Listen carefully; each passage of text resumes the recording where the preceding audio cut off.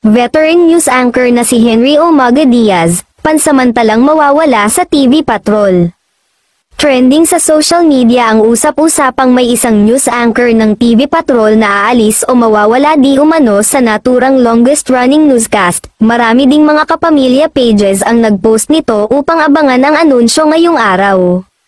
Pero ngayong umaga, it was revealed sa Gising Pilipinas ni Doris Bigornia at Alvin L. Chaco na ang aalis ay si Henry Umaga Diaz, base sa naging interview kanina sa DWPM Radyo sa East 30.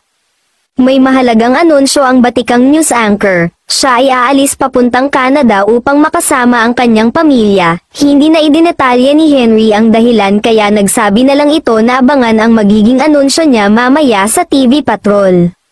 Naiyak naman si Doris Bigornia dahil halos siya na lang daw ang natitirang pioneer sa batch nila. Sa mga hindi nakakaalam, si Henry Umaga Diaz ay halos 34 na taon na sa Kapamilya Network kung saan nagsimula siya bilang reporter sa radyo bago pumasok sa telebisyon.